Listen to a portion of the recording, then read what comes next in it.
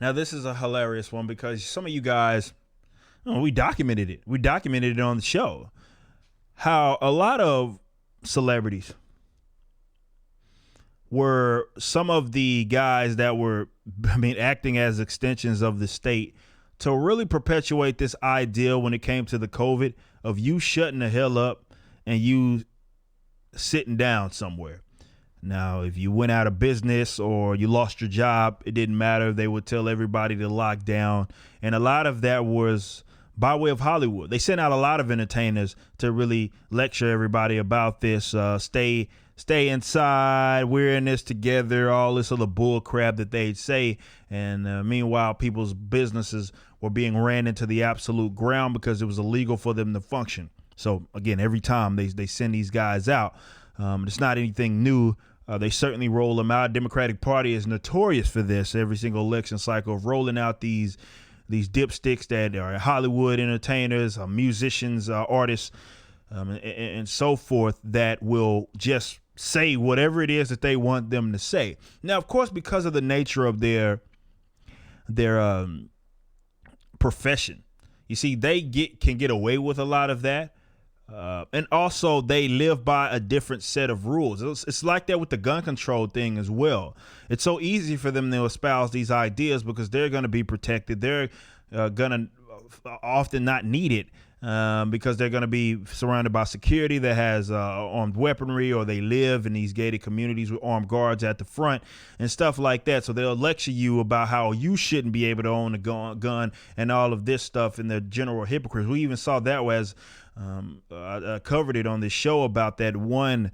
Was that over in Chelsea where they had housed all of these entertainers, this apartment basically complex, if you will, with of course armed guards, and they were up in their security out of fear of what was going to happen during the election.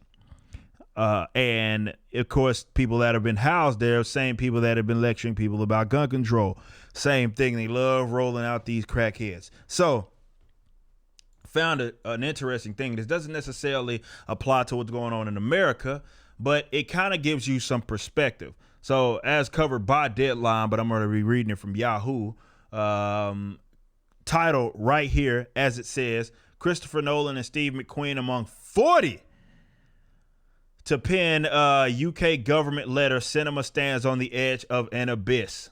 Let's read this. More than 40 key figures from the film industry have written to the UK Chancellor Rishi Sunak, calling for more support for UK cinema, which they say is standing on the edge of an abyss as a result of the pandemic. The industry leaders, Christopher Nolan, Steve McQueen, Ridley Scott, Jude Law, and Bond producers Barbara Broccoli, as well as Michael G. Wilson, are calling for targeted funded support to ensure that future generations can enjoy the magic of cinema. Quote right here, it says, "We recognize the support that government has already been able to provide," the group says, "but we fear that this will not be enough, with the challenges being most acute for those larger cinema operators who have not been able to access any tailored funding. These companies represent over 80% of the market and in many ways constituting its critical mass and helping to drive the success of associated sectors such as film distribution and production. Without them, the future of the UK film industry would look extremely precarious." The letter continues, "We very much hope that government will respond to this UK cinema stands to this call. UK cinema stands on the edge of an abyss. We urgently need targeted funding to support funding support. I don't know why I can't read right now, to ensure that future generations can enjoy the magic of cinema. UK box office, like much of the global box office, has been decimated by COVID-19 closures. The local market experienced a 76% drop in receipts to 445 million last year, and most plexes and single cinemas remain shuttered with dozens of tentpoles on ice. Says the UK government has pumped in additional support for cinema, but as industry figures note, this funding has been targeted to single screen and or independent venues. So the smaller guys is where a lot of their funding is going, and the big guys feel left out. And there's a full list, if you guys want to check that out, of all of these guys that are part of this. There are some familiar names here that you guys may understand. I'm not that big into the film industry, but some of these names look recognizable. But basically, they are begging the government to bail them out. You see, to me, as far as I'm concerned, they get what they fucking deserve. I'm willing to bet bread that of all of these guys, the vast majority of them, I will put money on it, the vast majority of these people that are on this list have been the main ones lecturing people about staying in home, we're in this together, all of this other bull crap in which they basically, I don't know, destroyed businesses, including their own fucking industry. Now, what they think is it's the same thing that a lot of these big business owners and do, is that they play by a different set of rules.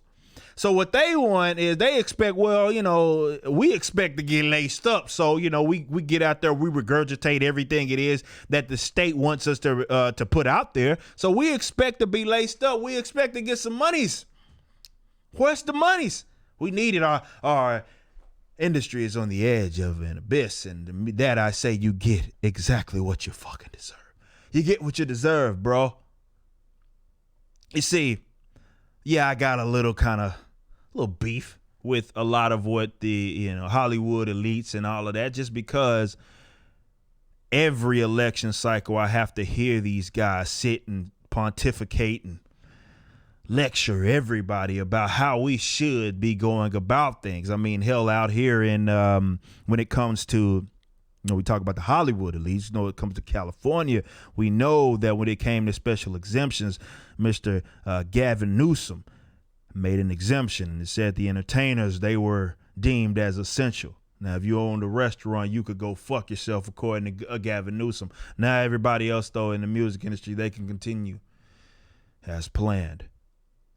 You see, if you are ever confused as to why a lot of these guys, not just the guys in the film industry, it exists among a lot of these elites, why they can so easily get out there and just seems like it's a mirror image of whatever the politician is saying, particularly the uber statist politician is saying. It's like verbatim, they say the same bull crap. It's like they got rolled out a script.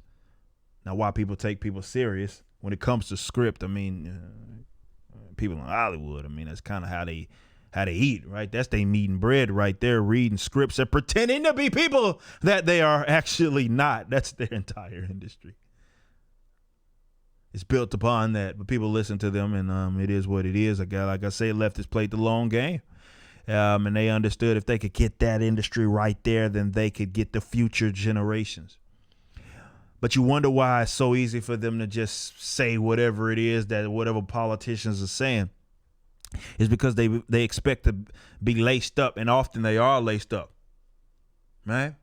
You see, oddly enough, a lot of folks, for whatever reason, when it comes to these big guys, these elites, they say, well, Mr. Libertarian, your policies or whatever it is that you want to put out there, you suggest that only benefits them. It doesn't benefit them, right? You corporate, blah, blah, blah, corporations, blah, blah, blah, that's all they ever say. They don't even know how to define a damn corporation, but they show enough love to lace the libertarian, or rather place them on the plate of the libertarian, saying that we're responsible for this, which is always hilarious because 99% of them are not libertarians. Why do you think that is? It's almost as if they benefit from those policies, not the other way around. It's almost as if the libertarians have actually been, you want to talk about making markets a lot more fairer, if you will. It's almost like we are the ones with the answer to that, wanting to get rid of the regulations and the taxes and the business licensing that prevent people from entering the market voluntarily.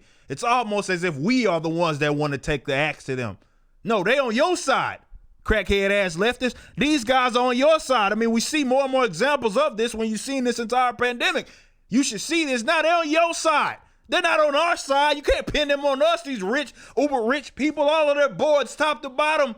You're seeing that right now. You saw this not only with the COVID thing, but you saw with the election. These fools ain't libertarians. They're not I won't know government, but it's not like these guys are advocating for smaller government or government being out the way. No, because they benefit from it. The hell are you talking about, man? But as far as I'm concerned, they get exactly what they deserve.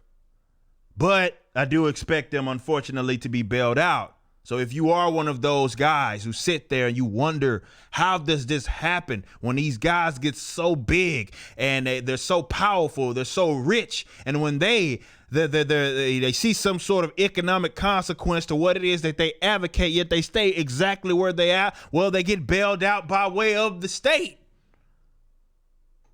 Or, which happens most times, the state is utilized to keep them exactly where they are at the top. And it goes to show why, since the start of COVID-19, we've seen one of the biggest wealth transfers in modern human history, as thousands upon thousands of small businesses have been axed. Yet the Walmarts of the world, big box companies, they were allowed to remain open. Amazons, all of this, who benefit from this type of structure, they were allowed to operate and make money. As you, as the restaurant owner, well, sorry guys, it's just not safe.